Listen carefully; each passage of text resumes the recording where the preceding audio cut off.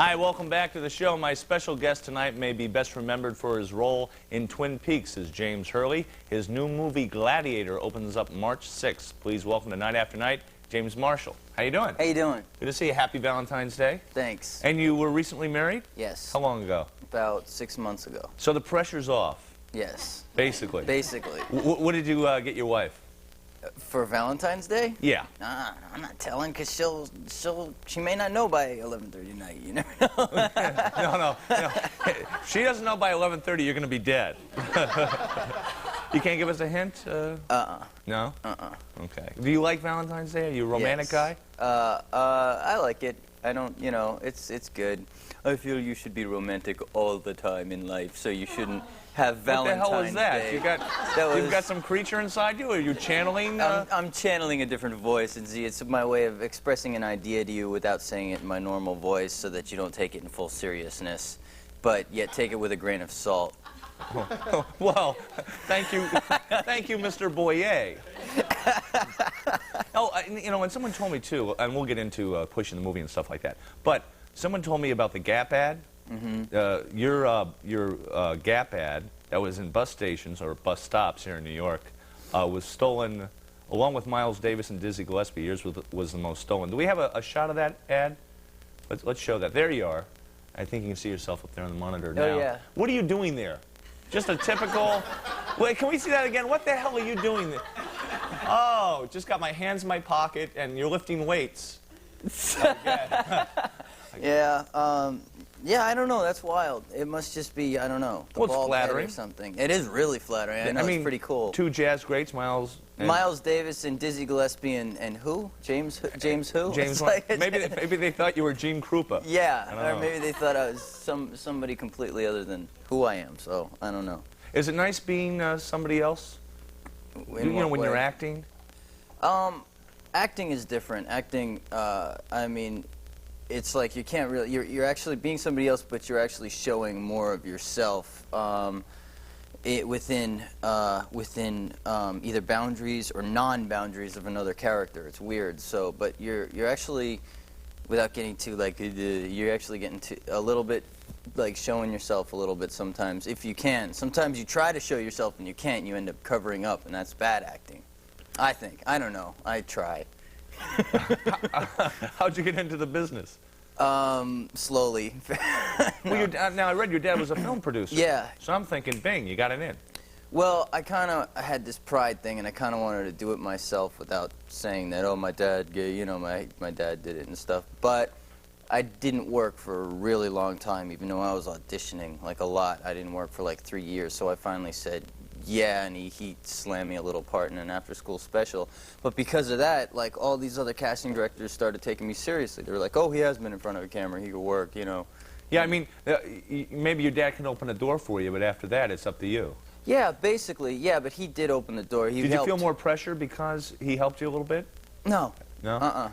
No, because I didn't completely reap the benefits of that, but I also did take advantage of it to where it would help me and stuff, and, you know. What were you doing at the time that you went to your dad for help? What kind of job? Delivering pizzas. And what, Domino's? Yeah. Yeah. Now, did you ever get it there less than 30 minutes? Yeah, that's all I did. I got it there late, like, maybe 4 times. And did you give it to him for free? If I was late, I either had to I had to take $3 off, depending on how angry the person was, you know, or give him the 3. Let's say it was a woman, could you put on a little pouty face? And No. You couldn't schmooze them? Especially women. Women are you know, it's funny how you know, about food, women will be, you know. But give me that damn pizza. Exactly. Instead, it's like there's no excuses. So. Let's talk about Twin Peaks a little bit. Probably one of my favorite television shows. When you were shooting it, did you realize that it was going to have that kind of cult following, that kind of reaction? No, but it was funny. When we were shooting it, I only loved, my whole thing was I got to work with David Lynch and working with him and stuff, and that was great. And then when we shot it, months later, we went back down and we saw the screening of it. So we all sat through the screening going, you know, God, they're going to show this on TV, you know, going, you know, we thought it was dynamite. We all loved it, but we thought it was like, you know, a little bit too much for television. And so we fully didn't expect it to hit at all. We expected it to go on. We expected it to look at it and go, yeah, that's so cool, isn't it? Yeah, and then nothing. So then everybody bit, and it was like, wow. All right, so once they bit, what happened? Why isn't it still on the air? It got killed by ABC accidentally throwing it in the wrong time slot. They didn't. I don't think they viciously meant to do anything, but it is in the wrong time slot. Well, Saturday night, that slot. It went from Thursday night, which was doing okay, to Saturday night, which it got killed in. They accidentally did it? You mean they meant to put it in? Oh, they meant to put it in Sunday night, and they went, wait a minute, why is it on Saturday? Who did that? I don't know. It was Homer down at Homer ABC. did. Yeah. Oh, I'm sorry, I meant to put it over there. You know. Exactly. No, you got to kiss a I lot think of... basically it was a mistake, is all I'm trying to say. A sad mistake. But you got to kiss a lot of beautiful women. I mean, every week you were kissing, you know, well, first your I know, it was the your classic... girlfriend died, and then you got that sympathy babe. You know, you get sympathy sex when your girlfriend dies. It was amazing. Who was the best kisser on that show? Who couldn't you wait to kiss? Absolutely nobody. So anyway. Wait, no. Are you saying this because you're married and you don't want to? Well, it was, first of all, they're TV kisses. So there's makeup, there's, you know, there's, you know, all that involvement and stuff. And for 2 seconds, you may be really kissing for 2 seconds, and then all of a sudden, you get this thing up your back that goes, and it's just like these nerves that realize there are lights and there's people and so it's never actually a really involved thing in the first place. So, plus the kisses are affected too, because you have to cheat to the camera this certain way, and you have to be, so it's stilted. So I'm sorry to blow that for you. Man. Never... What, all that makeup, you mean all that makeup was in, but didn't you know, I mean, come on. Come on. No, it was never, no, it's not like freeform Coppola, like get in bed, we'll roll the cameras and leave you guys alone for a while. No. Well, okay, but there is a Twin Peaks movie, right? Yeah. Was that a little more freeform, David Lynch? No, it was, actually I didn't do any kissing in that. I did a lot of emotional, kind of like... You brooded a lot. You're a brooding kind of a... As you can see, I am a brooding person. But,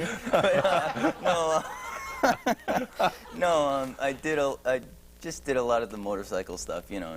But that is classic. All my friends used to say, or people who didn't know that I was, you know, what I was doing at the time, like lost relatives or whatever, would say, what do you do on the show and everything? We've heard all about it and stuff. And it's like...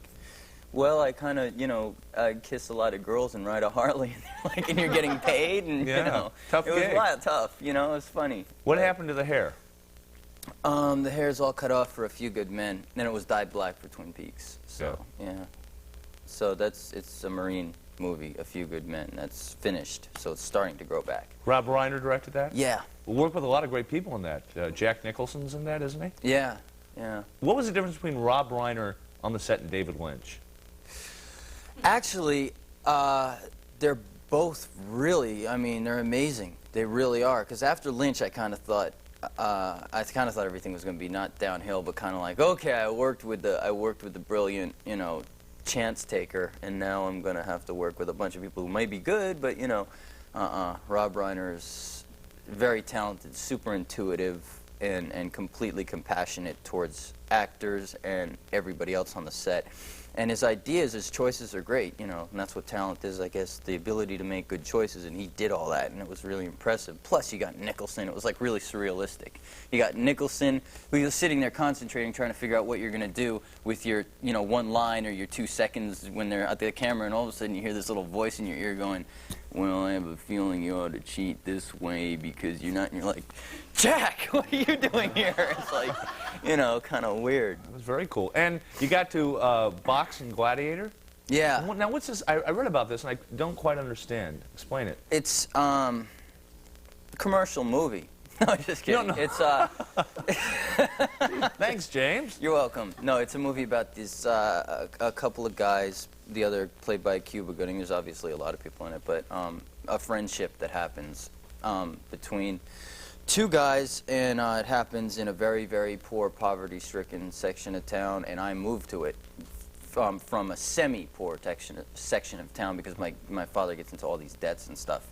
And I move into it and end up being basically the only white boy there. It's all not white people at all, and he's got to deal with either, you know, either getting the hell out of there or being brave, and everybody else has to, and he ends up, you know, saving, or rather Cuba saves my butt a couple of times, and Cuba from Boys in the Hood. Right. He saves me a couple of times, and I save him. But I don't understand where Gladiator comes in. I was expecting togas and I'm going pretty slow here then. That's all right. What's happening is that we become slowly best buddies with there's a lot of friction there because we're still in the ghetto, you know, and it's like he's going like this and I'm really scared. Slowly though, we kind of, you know, after we earn each other's trust, and then because I want to pay off my dad's debt, I start underground gambling. I mean underground boxing, where they gamble for these pit bull-like boxing matches, and that's what we end up doing. And okay. Brian Denny, he plays the mob boss kind of situation. All right. Well, it sounds great, man. You just got married. You're in some hot movies. Anything bad happening to you? Anything? It'll make me feel better. Well, I could tell you my recent past has sucked up until this point. Oh, okay, but no. That'll be for the next show. Okay. Okay.